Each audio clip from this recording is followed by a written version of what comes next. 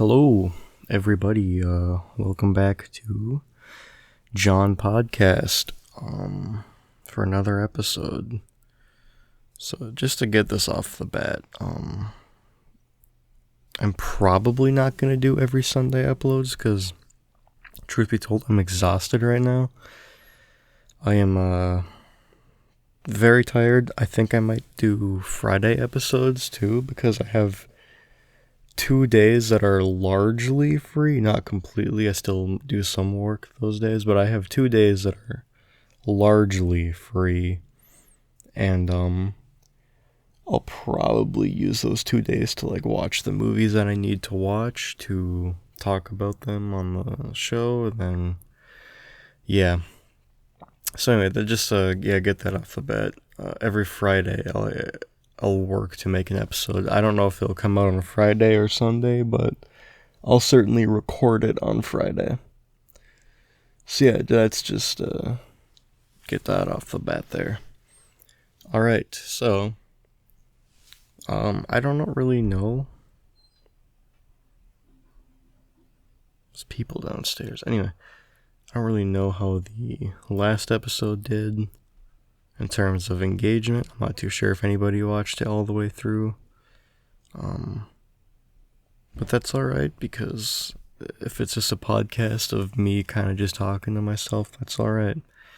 Because at least I'm putting something out there and trying and having fun while doing it. But yeah,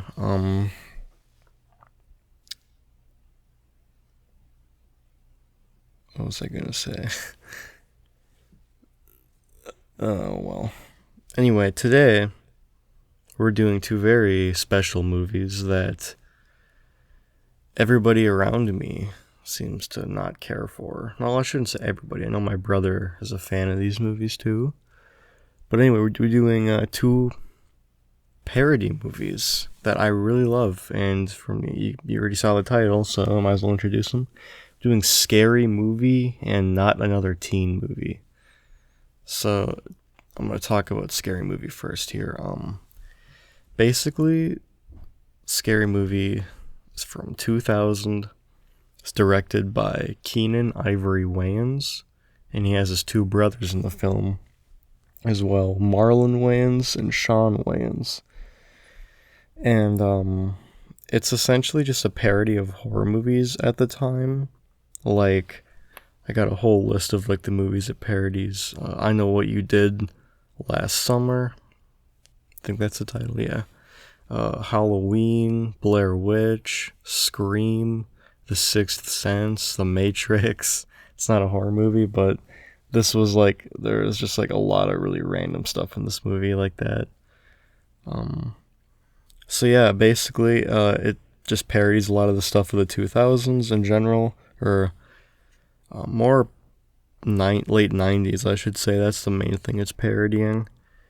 And I kind of love this film, to be honest. When I first watched it, I was surprised, because I'd always had I don't know, back when I used to use I was very stupid back then for one, but I used to use Rotten Tomatoes as the main decider of if I would like something, just because most of the movies that I liked at that time had decent tomato scores. But that's stupid to do for one. Never do that, because Rotten Tomatoes is stupid. But yeah, no, it's sitting at a 51% Rotten Tomatoes, so then a 6 out of 10 on IMDb, and I never used IMDb back then to determine if I would like something or not. But still, though, that 51% Rotten Tomatoes scared me, and I looked at the poster, and the poster looked bad, and I was like, oh, this is just schlock then, slop, and really boring and stupid. And that was the preconception I had. I had some friends that told me to watch and say, yo, it's actually really good, trust me. And my brother watched it and said, yeah, I actually kind of like that one. And I was like, oh, well, sorry for the stomach guys. I was like, oh, well, I'm probably not going to be that into it then. Because I never really connected with a lot of the taste of a lot of people around me. But a couple of years ago, I think it may have been 2 years ago now, I was at my dad's house. I was looking for something to watch. So I binged all of the scary movies, and I don't have anything to say about any of the other ones but the first one. For obvious reasons, the other ones are all just like really bad, but the first one I love. Like, I genuinely think this is like an awesome, hilarious, stupid movie. Um, and yeah, no, it really caught me off guard because again, just seeing the cast, seeing Marlon Wayans, I mainly knew him because of A Haunted House, and that movie is genuinely terrible, despite the awesome third act of that film. I mainly knew him for like the Haunted House movies and White Chicks, and just a Little Man as well. I was like, oh god, he just seemed to scare me for some reason, just with his portfolio. But I gave this movie a fair shot, as I do with any movie, and it blew me away. I The main thing to start with this one is just the world it sets up.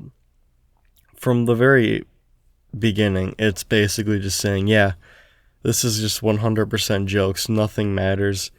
Random stuff will happen. A lot of it's reference humor, but it's not like overbearing. It's not like, because I know that the Friedberg and Seltzer, the dudes who made like epic movie, like probably some of the worst movies ever made. I know they had a writing credit in this, and some of it in the references shows, I suppose, but for the most part, they weren't like egregious by any means. I was never seeing a reference and saying, "Oh, this is like just reference for reference sake." Because what they would do is they'd usually take that reference and like turn it into something insane, you know. And I just really love the world this film sets up. It's just a big joke. Nothing really matters in the end of the day, and it's all just for laughs. Like for example, like at the like start of the film, after like some big incident happens, this dude's in the back, like just doing a bunch of really wacky stuff on behind the news lady, just to be like funny or whatever, and she just takes out a gun and shoots him, and that's the like that's the end of the scene. And like just the idea that you have a world where like somebody sees somebody annoying and takes out a gun and shoots them, like I don't know, it scratches a certain itch within my brain. And there's many more wacky things that happen in this, of course, but yeah, no, it just the fact that it's just this big commitment to these jokes, and a lot of these jokes are like insane on a conceptual level and just a practical level as well. Um, a lot of them, of course, will parody horror movies, but there's also a good amount that are specifically there because it's just when I look at the writing of this film, for example, it looks like a big group of fifth graders just trying to gross each other out and say, "Oh yeah, this would be funny," and they're like constantly adding on to these scenes in really weird ways, and like really in really funny ways even. Of constantly adding these details, like, "Oh, what if this table right here had this on it," and or like, "Oh, what if this had this on it?" And it's not exactly subtle, but like, again, in the world, in the tone this already sets up, it doesn't need to be subtle. It's just constant jokes and constant filmmaking creativity, and I really love to see that. Um, Man, this film also has some like a really crazy cast for one. Anna Faris, she's great in this one. I mean, I'm gonna be honest, everybody's great in this film. There's not a single bad performance. It's one of those movies that I really love, because everybody's in on the joke immediately. It never feels like they don't want to be there. They're all like playing it up as much as they can to just keep the movie's tone and feeling super consistent. And I guess basically what I'm saying is they all knew the assignment. They all understood it. And you can tell everybody's on the same wavelength here, you know? I really love to see it. personal favorite characters, Rey. Of course, I love Rey.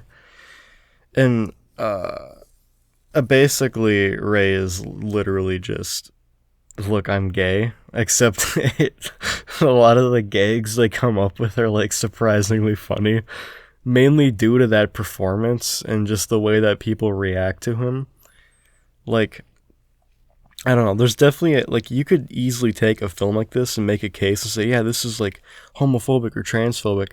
But again, it's this world they set up where like everybody's getting made fun of in a way, and everybody's getting shot or whatever, and it doesn't feel like it's like a sincere hatred of these groups that it's making fun of at all. It just feels like, oh, we're just gonna make fun of them, and I love to see that in a film.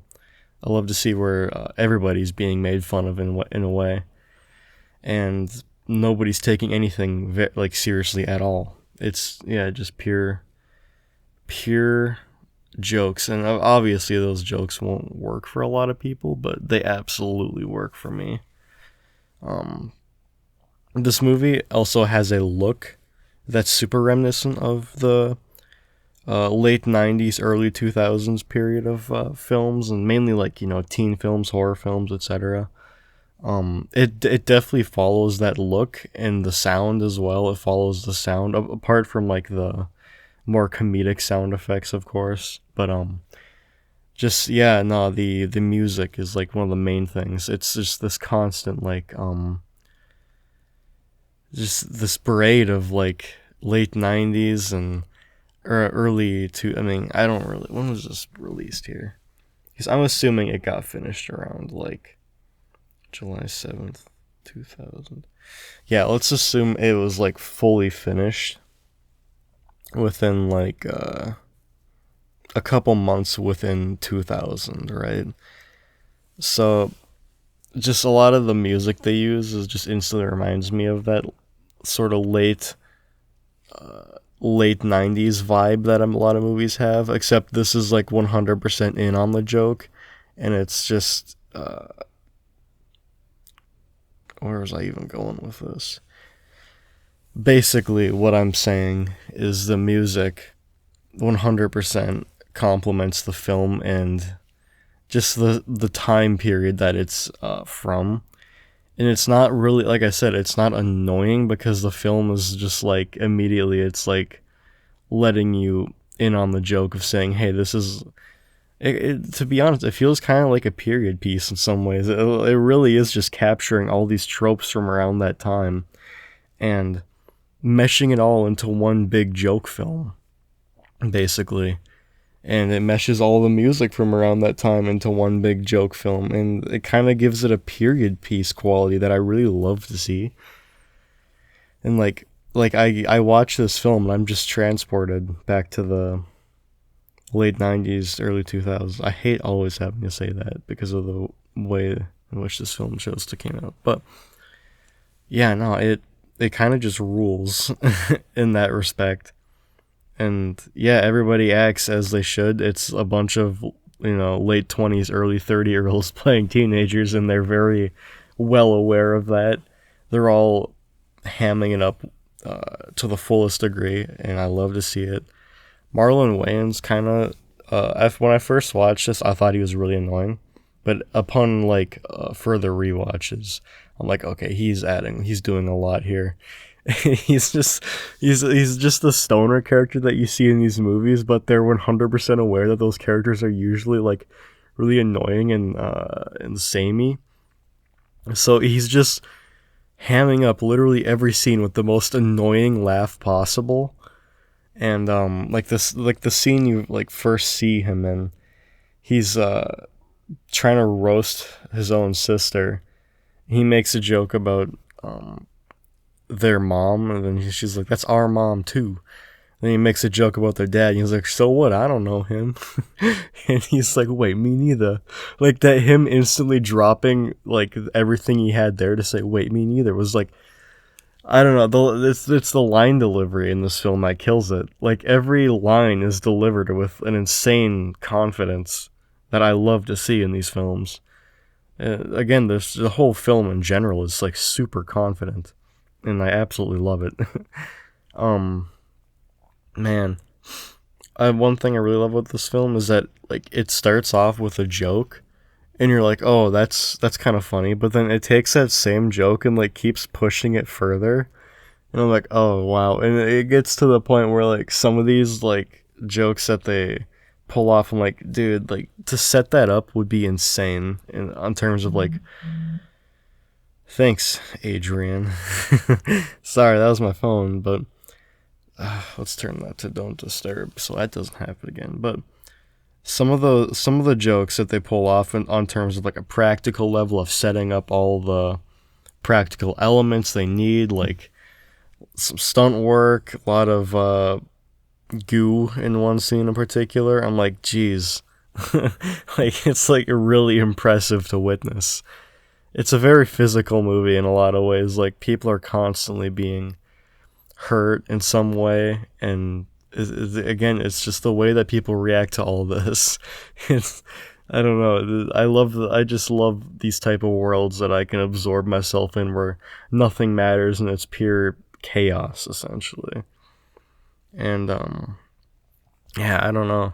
The sound design has a lot of character in this film as well.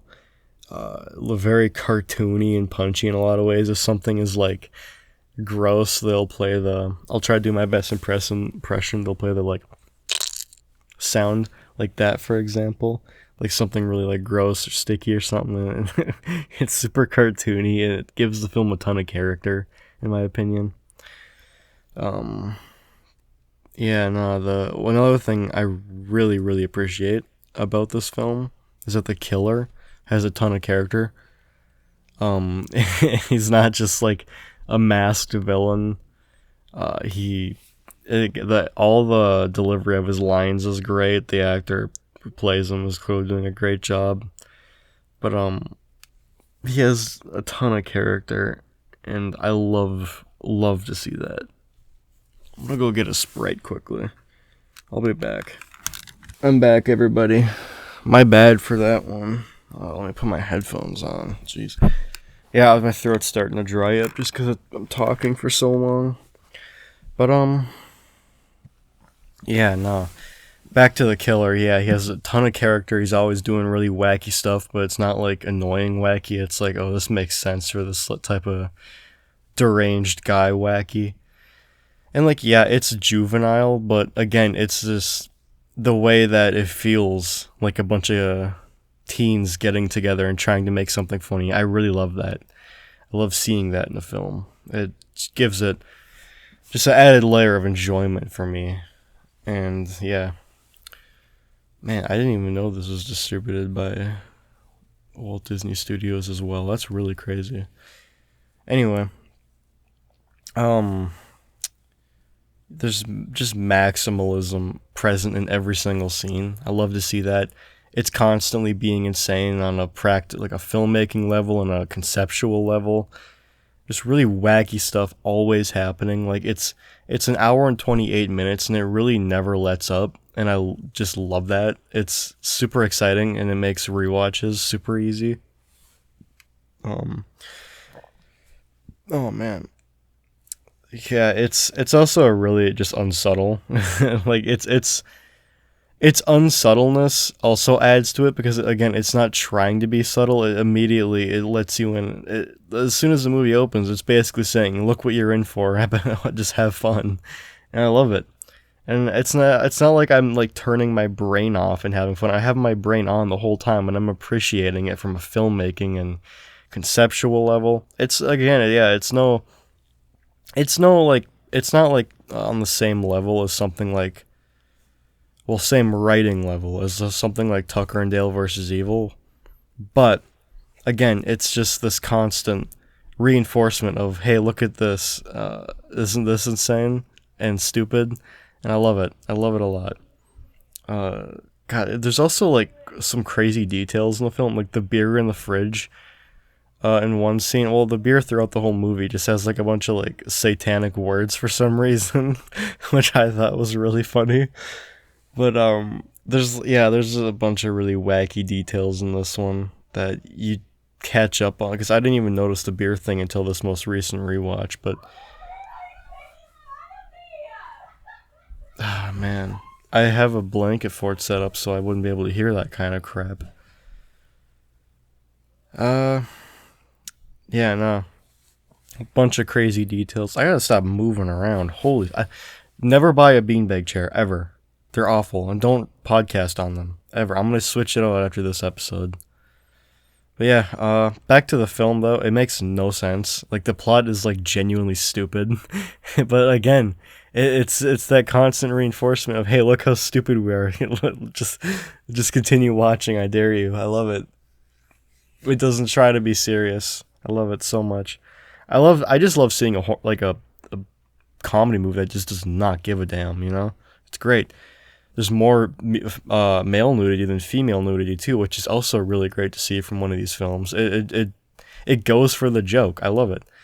I keep reinforcing that I love it, but again, like, that, you don't see too many films like this, like rated R movies like this. Yeah, man. The characters also, one thing is, this movie just like, it kind of just gives up on continuity at some point. Characters are like kind of different in every scene. They act differently for sure, which I love to see. So it definitely feels like it was written by 5 people. It feels almost like a sketch comedy in a way. I mean, even then, like, every big every big scene they set up is essentially just a new sketch. But the thing is, all those sketches are like insane, and they're doing insane things filmmaking wise, and it's super enjoyable as somebody who loves sketch comedy. This is like really flat, but whatever. And yeah, like, another thing that I noticed upon this rewatch is, like, as the movie goes on, it becomes less connected, basically. It starts to become, like, strictly sketches, and again, it doesn't bother me one bit, because those sketches are hilarious, and they're crazy, and they're insane. So, yeah, I said my favorite character is Ray. Here's my second favorite character, Doofy. Just, yeah, this, like, bumbling moron who's really gross is doing really gross things. He has some really awesome jokes, I think. Man, there's a twist with him at the end that is like actually a really satisfying payoff if you notice like certain details throughout the movie. But yeah, again, the plot makes no sense, so that's not like something that's it's not something that's like insanely built up upon within that twist, but it's still like really satisfying to watch, and the presentation is great. Man, I have a list of notes that I'm going off of right here. I wrote a ton of notes for this film. I know last time it was just me riffing. I kind of wanted to try to stay a little bit more on like a certain path this time, so that's why I had these notes, but I don't know if the notes are helping too much. Regardless, there's constant black jokes. It was made by a black director, and but the thing is, they feel good-hearted. Like, you can poke fun at any stereotype, of course, and this film pokes fun at pretty much everyone, including themselves. I love it. I keep reinforcing that, but I just love this film for its insanity, its goofiness, its willingness to do whatever it wants and be itself. I just appreciate it as somebody who really wants to make films, you know? It's a film I can look at and say, this film is like super, it's very much itself, and it's super confident in being itself. Man. God, my stomach is making noise. It's probably because of the goddamn coffee. Here are some of my favorite jokes, though. One of my favorite jokes is when Ray is having his girlfriend try on a bunch of football gear because he wants his girlfriend to look like a dude. And the line delivery in this particular joke is he keeps like seeing her every time she adds it, and he's like, "Oh, dang. Here, put this on." And he keeps saying it in the exact same way for like 5 times. It's just, here, try this on or something like that. It genuinely rocks. That gets the most laughs out of pretty much everybody I watch this movie with. Another one of my favorite jokes is, why is Bobby always late? And then it goes to Bobby in a trailer, and he's like saying goodbye to all of his like family members. It's like implied that he's like really poor, and he has like one of those like goodbye Billy Joe families, you know.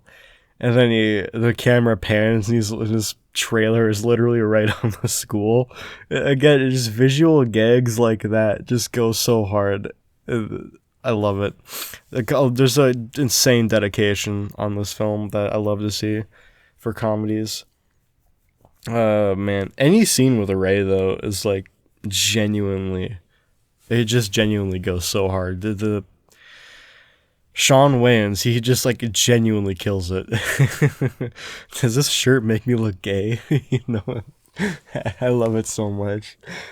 But yeah, another one of my favorite jokes is the one where Cindy keeps bringing up Anna Faris's character. She keeps bringing up the fact that they killed a dude last summer. No, last Halloween, I think. In this film, canonically, it was last Halloween. Yeah, she keeps bringing up the fact that they killed a dude last Halloween. And the character who's like supposed to be like the angry stereotype and like, oh, you can't say this to anybody. He like actually just beats the crap out of her every time. And it's like legitimately funny. Oh man, because he's playing angry super well, and it's like super comedic, and it works just impeccably. Man, I don't know. Another one of my favorite jokes. Let's see here. Definitely Wazaa. That was like, apparently that was really funny to do throughout, like after this movie came out. I guess friends would just like call each other and say Wazaa or something. I guess that was a lot of fun to do. And I can definitely see it. I should probably start saying Wazaa. I think that'd be funny as hell. Another joke with that angry character is that like he starts choking out Cindy and saying, "Say it, Cindy, say it," because he doesn't want her to. He wants her to promise that they won't say anything about them killing anybody. And eventually she promises. And immediately after he says, "Stupid bitch." It's the way he said it. And there's the thing, like every line in this film is delivered like that. It's just this constant this constant dedication to the line delivery that it really just gets me laughing. Just thinking about it makes me laugh. Oh man. God, everybody tried on this film. Like, you can look at literally any department in this film, and they all tried. Like, it's like everybody clearly poured their hearts into this, even if it is like just a stupid joke movie that makes no sense. God, it rocks. The sex scene in particular is really crazy to me because there's so much happening in that scene. Like, it cuts between like three main moments, and there's like I think they go through like three of those of the like 90s songs, which is really funny just to watch it flip through three songs in the same scene. And then yeah, the practical effect of that scene, well, there's like a bunch of effects in that scene, but the main one, like, you'll know what I'm talking about if you ever watch this, is like really crazy and like something you could only see in a movie like this. And it just makes me really happy that they actually went for that and like pulled it off really well. Like, anytime I watch this scene with somebody, they're always like, "Dude, what?" There's so much to that scene that I love. There's a scene where Shorty, Marlon Wayans' character, gets shot and there's weed coming out of his lungs. He smokes it. Like, it's just that's something that like a teenager would come up with, but it works. Like, it genuinely works. And it could just be a case of me having a really bad sense of humor, but I don't really care because it's a funny movie. Oh man, I have one of my best friend, he hates this movie, and I'm like, dude, how? I think he gave Cocaine Bear a higher rating. And if he got this far in the podcast, I want to ask you why. Why would you do that? That's so stupid, to give Cocaine Bear a higher rating than Scary Movie. Oh man. Yeah, no, it's a gem. I can see why it's a classic, and I'm glad I eventually stopped being pretentious and gave it a chance because like this like actually is just super great. And again, it's only an hour and like 20 minutes too. Like it's so good. It flies by completely. You can just sit down and watch it with a group of friends and they'll all have a blast. Oh man. But yeah, I think a lot of this film stigma just comes around from the fact that like a lot of these 2000s parody movies were really bad. Because like you had a lot of bangers in the 80s, like Hot Shots and The Naked Gun, and I think those are like 90s. But you had Airplane in the 80s, and like parody movies were doing really good. You had people like Mel Brooks leading them, and there was a certain sophistication to those parody movies as far as like how the jokes played out and how they were written. Like Blazing Saddles is like a legitimately amazingly written movie, and I think when people see parody movies, they want it to be like on like satire levels of like well the genre it's trying to sort of poke fun at. But and of course, I love Blazing Saddles and Mel Brooks' work. I love Airplane and all that. I haven't seen it in a long time, but again, Airplane's pretty close to this in some ways. It's like just this constant like run, like just this constant like sketch or cavalcade of jokes that are all really wacky. But this one is it's different because it's rated R for one, and it's doing a lot more in terms of like what it's like poking fun at and what it's trying to be. And I don't know. I think a lot of people's expectations around this movie are completely built up from the fact that like after the sort of Mel Brooks golden age of a lot of those parody movies, they started to get really bad thanks to people like Seltzer and Friedberg, of course, epic movie, date movie. It started to get really bad to the point where just it was literally just references. I'm trying to think of the main one I watched Epic Movie. I think I tried watching Disaster Movie, but I actually just quit watching 10 minutes in because Epic Movie was already really hard to watch. Like I genuinely was like struggling. But yeah, I pulled through. It's definitely one of the worst movies ever made. It's literally just references. Like there's nothing happening in that movie besides references. There's a ton happening in terms of like the filmmaking, just the practical effects, the gags, all that. But with like the Seltzer and Friedberg ones, it's literally just references. Like that's it. And I think a lot of this gets clumped in with those like unfairly in my opinion. And yeah, just there's a certain stigma around parody movies from the 2000s that I think leaked into this, and also the next film I'll talking about, it kind of leaked into that too. But I don't know. I think that people should really give this one a chance in terms of like just checking it out and being open minded towards the fact that yeah, it's basically a film. It's what you would imagine a horror movie parody to be written by teenagers is, but at least it's still doing something. Like it's still constantly shocking you or making you go ew or making you laugh. It's constantly doing something, and I love it. It's a great film. I think during the end, there's some parts where I'm like, it's kind of up its own. Yeah. Mainly when they're like, does Scream have a plot? No. Because like yeah, you can poke fun at like the things in Scream, but Scream's already a satire, so it's already really funny that they chose a satire to parody, but that kind of almost gives it more of a layer of comedic value to me in a way. But again, it's like does Scream have a plot? No, yeah, but like you don't really have a plot either. Scary movie. What are you even? I don't know what they were going for or trying to say.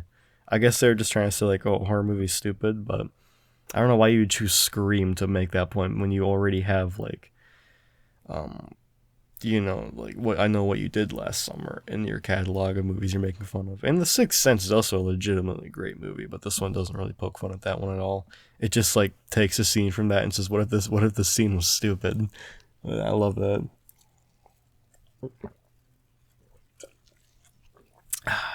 But yeah, this film does sort of have a following, so I guess a lot of my speech about like how people should give it a chance. I mean, everybody already knows it, but what I'm saying is I don't think it's fair to clump it in with the rest of the 2000s catalog when it came to those really lazy pop culture parody movies that Frank nobody should ever like, and if you do like it, those movies, I think you're crazy.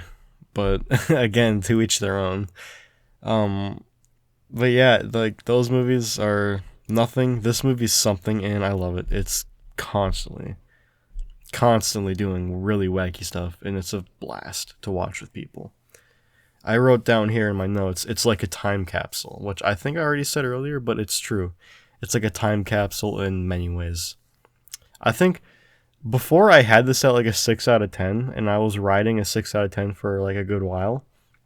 But upon like whatever, I don't know what number, I don't know what rewatch this was, but I can't even lie. Like it feels like an 8 out of 10 movie.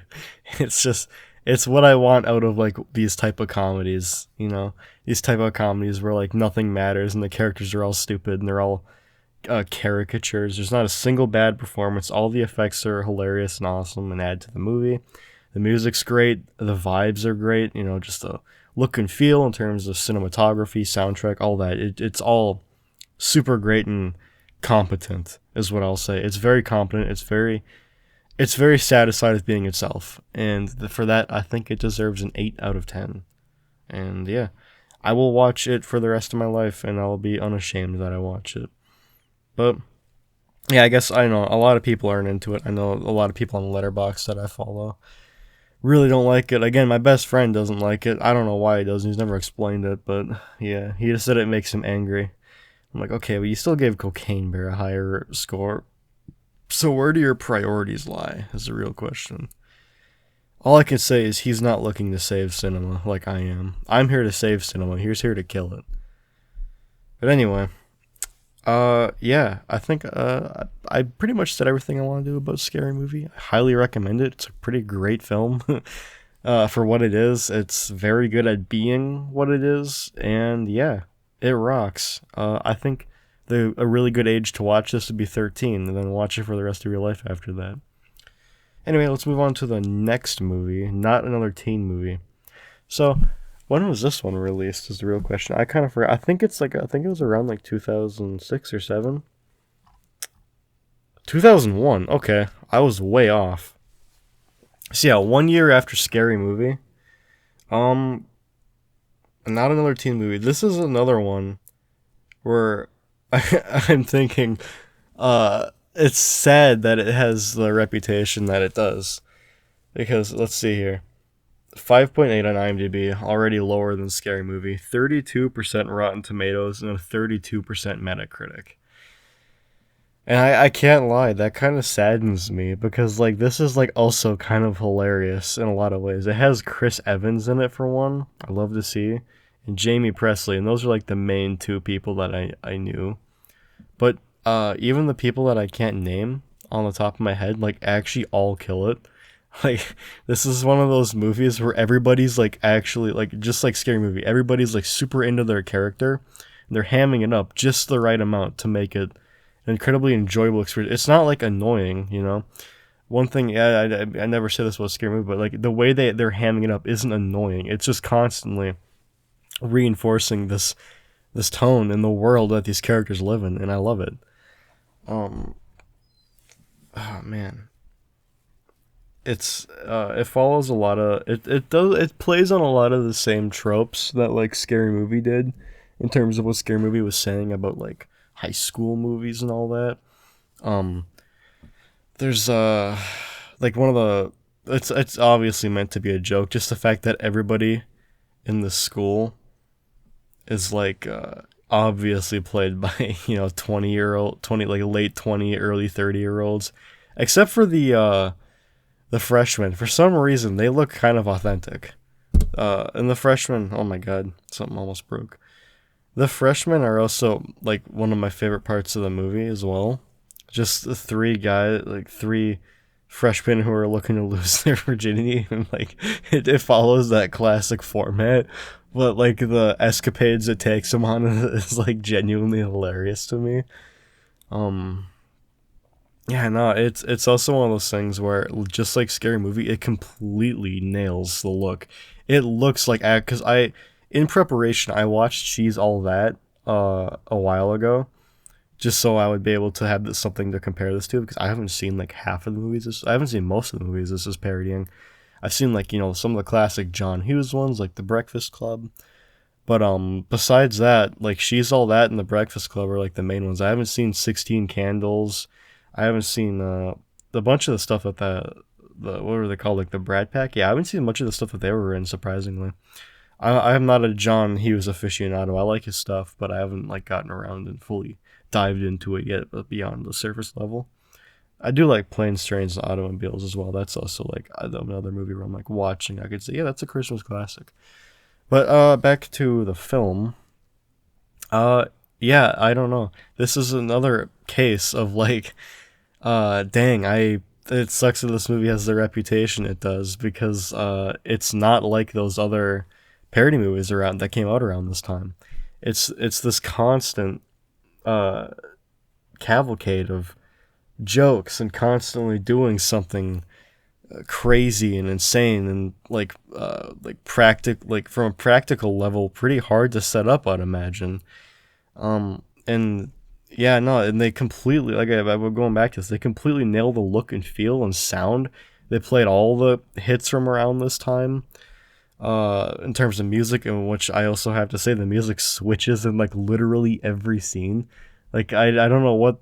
Let me go to the Wikipedia and see how many songs are in this movie, because like it's crazy watching this movie and just noticing how much music is in this.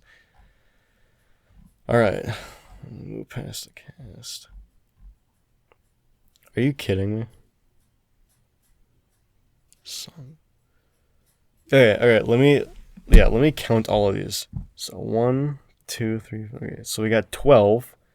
And then we have some songs that aren't included in the official soundtrack, like 1, 2, 3, 4, 5, 6, 7, 8, 9, 10, 11, 12, 13, 14, 15, 16, 17, 18, 19, 20, 21, 22, 23, 24, 25, 26, 27, 28, 29, 30. Around 30. I definitely probably missed some.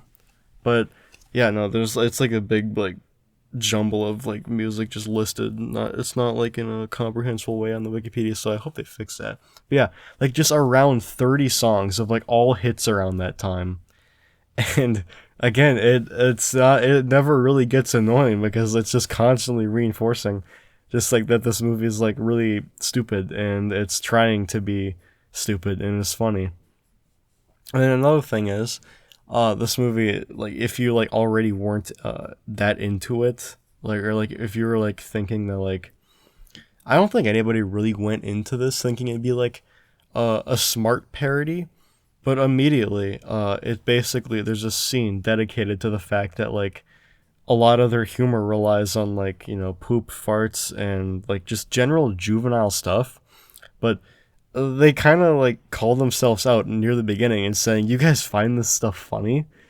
And then the scene ends, and it just continues doing what it's doing, and I kind of love that. It's basically, the whole movie is kind of like a joke on the audience in a way, but it's still trying, and like all the actors are doing super great. And I just found out this has an unrated extended edition. I kind of have to watch that now, because I've only ever seen the original. It runs 10 minutes longer. Jesus Christ. Yeah, that's like a lot. 10 minutes. Yeah, that's like, man, I wonder how much Walk Hard's one was. I should talk about Walk Hard on this podcast. But yeah, no, like the main thing that this movie the does is that there's not like I wouldn't say there's as much crazy practical effects going on as Scary Movie. There's still a lot, but one thing that it also, God damn, let me move this. I apologize. One thing that it also relies on a little bit more are like really, really, really gross situations and like gross statements from people. But it's never really bothering me, just the fact that it's super juvenile. It's again, it's like it's doing it in a funny way thanks to those performances and the line delivery, and also just the concepts. Like there's like a ton of incest in this movie, and it's like surprisingly funny thanks to the way that these characters are playing it off and the way that they're reacting to it. And then also one thing that I will say is that this has it's mainly just female nudity in this one, so that's the kind of a step down from Scary Movie, because Scary Movie was like just mainly just male nudity, and I really applaud it for that. But yeah, no, this one just goes back to female nudity, which kind of fits, the whole high school thing, because like a lot of movies from around that time were mainly focusing on how females looked and all that. I know Lyric Clark was like notorious for that, but he wasn't really making films for teenagers at that time anyways. But regardless, yeah, it's just immediately sells itself as trashy and stupid and nothing matters, and it's pure visual creativity. There's a ton of great jokes. Again, if you're not into like scary movies type of humor, you probably won't get much. You probably won't get nearly as much out of this as I did, and I've seen this like 3 times now. But yeah, no, it's this. Yeah, the way it's still. Man, again, it's just this constant enforcement of really goofy, stupid stuff happening, and it's never slowing down. It's still very practical. And yeah, it's the way they play on. One thing I noticed upon this rewatch was that like, yeah, a lot of the ways it plays on like a lot of these moments you see in teen films, like the slow motion pauses and like ponytail and glasses. It's never being subtle, but it's still like really funny. Again, which again goes back to the presentation and performances. Like, they genuinely have it down in terms of that. And, yeah, Chris Evans just rocks. There's one joke at the beginning of this film. You know what, I'm not even going to be able to... No, wait, actually. Yeah. He's basically like the king of the school, basically.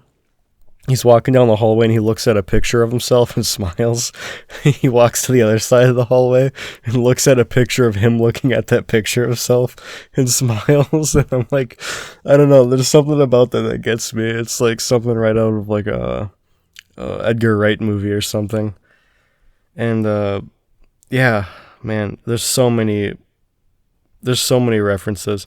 The main references I were able to track down, or I was able to track down despite not really knowing, are like Varsity Blues, 16 Candles, American Pie. Then the ones that I do know are She's All That, Ferris Bueller, Varsity Blues. Did I already say that? I don't know, no, because Varsity Blues isn't the ones that I don't know. I've never seen Varsity Blues, and it looks boring. But I'll still give it a try one of these days. Yeah, they also do American Beauty, which is that character, the American Beauty character, is probably one of the funniest parts of the movie to me. It's basically just taking what a lot of people were already saying about the character he's based off of in that film, but like, oh yeah, this guy's kind of creepy in this film. And then they bring him into this film, and everybody's immediately like, oh, he's really creepy, and he brings around a plastic bag everywhere, and it's really funny. He always has a camera, and he's always recording, just like in the movie. I love that movie too, American Beauty. It's a classic. Oh, man. It's disgusting. But yeah, yeah, I don't know. I might really just have like really bad taste in comedy. But a lot of comedy for me boils down to how it's presented visually, of course, and like just like how insane and wacky some of it is. Again, most of it just depends for what it's going for. But if you're gonna try to sell yourself as like an insane, wacky movie, then I expect you to be insane and wacky, and this certainly is. Yeah, like all the characters are literally just characters you'd see in teen films, but like really stupid. There's one white kid who's like a token Asian kid in a lot of those films. Is just a white kid who wants to be an 80s Asian kid. That's like surprisingly funny. He does like the really racist Asian accent, and that kind of adds a whole new layer of hilarity to me. there's only like one black dude in this movie, and his entire joke is I'm just a token black guy. And he's like one of the best parts of the movie too. His haircut changes in like every scene, and to like a really stereotypical black dude haircut. It's always changing to all like the stereotypes, and yeah, that's just like the main thing, that this film just like really goes hard on a lot of these stereotypes. And I don't know, it works for me. I know the late great Joel Haver said they completely nailed the look, but it's like this film was written by monkeys. But I don't know, if monkeys wrote this film, I wouldn't really mind, because those must be some really smart monkeys to be able to write words on paper. And yeah, I don't know. God, there's one scene in this film that's like legitimately hard to watch because it was grossing me out that bad. It's a scene. There's a girl named Catherine, and God, she's like just this really weird character who like loves her brother in a really not good way. And she's at a party and she starts like making out with a grandma, and it's like really, they like really linger on it with the camera, and they add like a bunch of like slime practical effects, and it's like legitimately hard to watch. But again, it's just the fact that the movie's able to go to those places is like pretty great to me. Oh man. I suppose I should probably just get into a lot of my favorite jokes. A lot of what I have to say about this film is stuff that I can already say about Scary Movie, so probably shouldn't be talking about like two similar movies on the same one, but that's alright, because I think I'm saving time for the most part. But yeah, no, if you just like have like a disdain for a lot of these a lot of the late 90s, early 2000s teen movies that I do, like you gotta watch this movie, because it clearly hates them. It appreciates the John Hughes ones, as it got Molly Ringwald in it and everything, but it clearly has a certain disdain for a lot of like how body image is presented in a lot of those films, and how tropes are presented in a lot of those films, and it really is just like a really unhinged view of those films that I love to see. Every character just sucks. They're all like pretty bad people and really, really stupid, and I love it. Yeah, I suppose I should just get into like some of my favorite jokes. There's one scene where the main character is doing a slow motion walk down the stairs, and then Catherine's like, "Congrats, you just got your first slow motion entrance." But the main joke with this character's house is that it's constantly falling apart, and it looks really like run down. Which, by the way, it's a great practical house set. By the way, like it looks crazy. It looks crazy good. It looks like something like right out of like Cinderella, like live action or something. And she starts walking down the stairs, but then the stairs like completely give out, and it like causes this giant scene where the stairs completely break apart, and she like falls in the middle and like gets crushed by all this stuff. And again, just the way this scene was filmed, and the fact that like they just built this giant stair prop to be used to be destroyed is awesome. Yeah, that house in general, that house is like just such a great like. I think it's just like a real house that they just built, I'm pretty sure, or like something like that. And it looks stupidly run down. It completely fits the movie, and it's really comedic. There's one part where Chris Evans walks in, and she's like, "How'd you get in?" He's like, "There's a giant hole in your house." I thought that was like legitimately funny. Oh man, yeah. No, none of the jokes are subtle, and I don't know, it works just because of how seriously and how comedic, like how ironically they're delivered. It really works for me. And you know, David, I think his name is David Ehrlich. I don't know if that's how you pronounce it. He's also a big fan of this movie. I can see why. He gave it a 9. He gave it a much higher rating than I did. But yeah, no, he knows like true Kino when he sees it. I'm trying to get my friend to watch this too, and I kept telling him like, yeah, this is like actually really good, but I don't think he trusts me after Scary Movie when it comes to like these type of comedies. But I don't know. I think I have pretty decent taste when it comes to movies. Usually I'm recommending something that's like at least an experience, at least like worth your time, you know? But yeah, now there's this other really great joke where the freshmen are like, they get their car all packed up, and they're like, "Yo, they have to go to a party," And then they're like getting all like hyped up to go to this party and like go like what seems like almost cross country with how much crap they packed. They're like, all right, let's go. And then it's just this one long shot following them driving to the end of the street to where the house is located. And that got me as well. I thought that was hilarious. Anything with the dad in this movie is also great. He's got a really great sense of like comedic timing and more just line delivery. But yeah, he completely kills it. He has a really memorable face too. He's basically a Vietnam vet. Sorry for all these extra noises. I gotta really fix my setup at some point. Yeah, he's basically like a Vietnam vet that has like PTSD. He's constantly saying like and doing the most unhinged things possible, and like completely forgetting to pick up his kids from school. It rocks.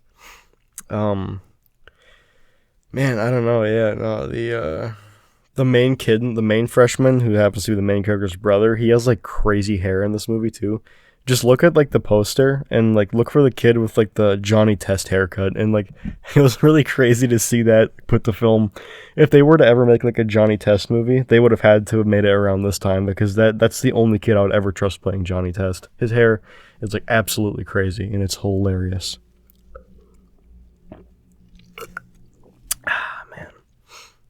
All of the football scenes rock, by the way. Every football scene in this movie is amazing. Thanks to one, the soundtrack, and two, the coach. The coach has like a tendency, because I think they're getting it from Varsity Blues and just like football movies in general. Like he's like this like really like just hard coach and everything. He's like really hard on the players, and he has this tendency to say God damn it after literally every sentence he says. It really starts to get you at some point. There's a part where he grabs Chris Evans and then like does that thing where he lifts him up and breaks his back over his knee. I thought that was hilarious. Oh man, Asian white kid. I have some crazy notes on this. There's a great joke. There's like a thing, I guess, in a lot of these like in a lot of like stoner movies from around this time, where like there's always a scene with like animals, like an animal smoking weed, and this one is no exception. There's a scene where like a pig smokes weed. It's like it immediately reminded me of a video that was like a direct parody of a lot of like stoner comedies at the time, and it has like a pug smoking weed like 4 times in the trailer, and I thought that was hilarious. Yeah, no, God, there's a scene where like a football gets split in half, and it's the main scene that gets laughs out of everybody I watch this with.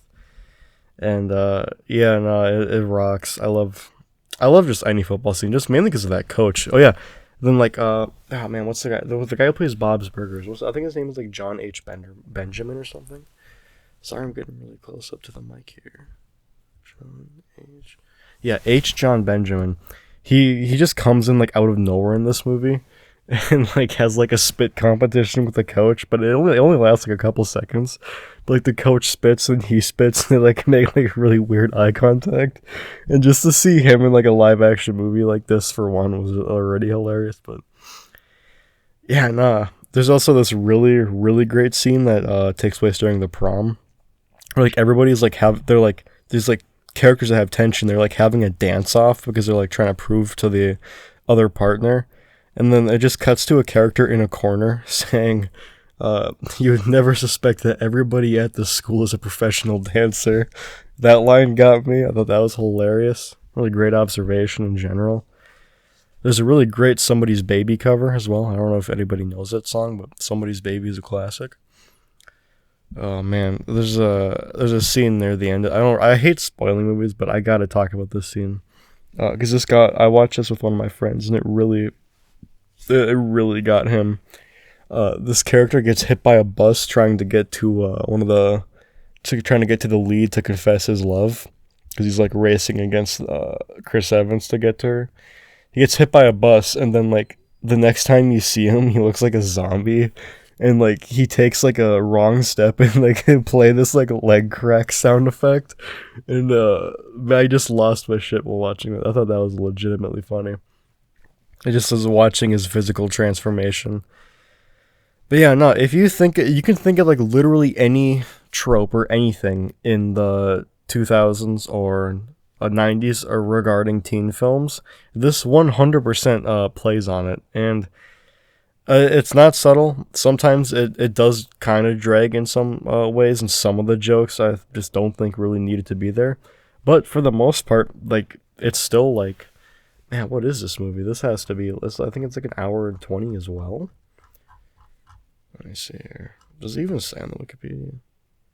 Yeah, just like the same length as Scary Movie, just like an hour and 20, hour 29 minutes, around the same. And yeah, it's just watching these people who clearly have a disdain for the current state of teen films around that time, and even just like other pretty big box office hits. And again, yeah, just the practicality of it all, the fact that it's doing so much, it it kills it. I think it completely nails it out of the park. It's definitely like a 6 out of 10 just because of my complaints and just the fact that some scenes just definitely drag on, and I don't think it's as funny as Scary Movie, but God, for a film with such low ratings, I gotta admit, like, this is genuinely like a huge guilty pleasure for me. Like, I love watching this movie. Yeah, it rocks in my opinion. But yeah, no, I don't think a lot of people don't seem to appreciate these ones in the same vein as I do, but that's okay because you like what you like. Oh shoot, it actually says all of the films that it parodies here. Oh wow. Okay, I'm gonna list off all the films it parodies. Okay, She's All That's the main one. That's like that's what the plot is revolved around. But of course, Varsity Blues, 10 Things I Hate About You. I haven't seen that yet. Can't Hardly Wait. Pretty in Pink. Then it brings allusions to teenage and college age films from the 80s and 90s, such as Bring It On, American Pie, Cruel Intentions, which I also have to watch because they had the film. They had the song "Colorblind" in it, which is also featured in like one of my favorite movies of all time called "Mommy." I have to watch that one. I think I just added it to my watch list. American Beauty, of course, that's really obvious. Never Been Kissed, Ferris Bueller's Day Off, Can't Buy Me Love, Jawbreaker, 16 Candles, Dazed and Confused. I should have seen that one. I love Dazed and Confused. Lucas, Rudy, The Breakfast Club, Risky Business, Grease, and Road Trip. And yeah, no, it's just this constant barrage of jokes, and whether they work for you or not is irrelevant because I love this movie. It's funny. It's constantly doing something, constantly adding to what I think these parody movies should strive to be, and that's visually creative and hilarious. And yeah, I really love it. I feel it's definitely like a 6 out of 10 from me. But overall, yeah, in terms of like the 2000s parodies movie, I think it's definitely up there as some of the best. A ton of great scenes in this one. And yeah. See, I don't know. I gotta finish drinking this. I seem to be like the main one in the Letterboxd circle jerk that appreciates this movie. I guess it is what it is. I know some people who really love Freddy Got Fingered, which is a movie I appreciate but don't really love at all. I appreciate that movie's stupidity more than anything, and just the fact that like it got made and like distributed and not like dismissed as like a tax write-off or something. Oh, I apologize for this constant shifting. I'll change that next episode. Next episode I also won't be like really sore and constantly feeling the need to shift. But yeah, I highly recommend these films. Not Another Teen Movie is on Netflix currently, and then Scary Movie. God, I had a budget of $19 million. That basically tells you everything you need to know because that's like it's just constantly doing something crazy. Scary Movie's on Pluto TV, but I would recommend just buying it on Blu-ray. Honestly, 100. Just literally just buy it on Blu-ray. But yeah, I don't know. These films are kind of underrated. I guess Scary Movie is getting a reboot. I'm not excited for that because it's probably gonna suck, and they're probably gonna miss what made the original so great, and it's probably gonna be PG-13. So yeah, whatever. But yeah, I think next podcast I will be doing Strange Darling and Kinds of Kindness, which I'm really pumped about. I'm pumped to see both of those films.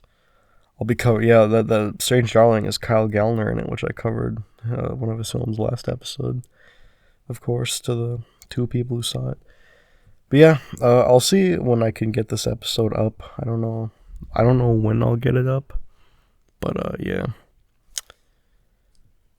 God, my head hurts like hell. But yeah, Adrian, if you're watching this, start watching real movies like a real man. That's all I'll say to that. I think this episode's been going for a little bit longer than the last one. I'm striving to reach like the hour mark, but the issue is if you don't have like a host to bounce stuff off of, it's kind of just you talking to yourself, and that's not insane. All that you can say, there's nothing like you can't get into arguments with yourself. So I don't know. It's definitely kind of an echo chamber in here, but I hope you all enjoyed this episode, and this is me logging off. If you want to see me cover certain films on Jog Podcast, then just comment below, and I'll see if I can get around to them and fit them into the schedule. I have all the first 5 episodes figured out so far, but yeah. Thank you for watching, everybody. Have an excellent night.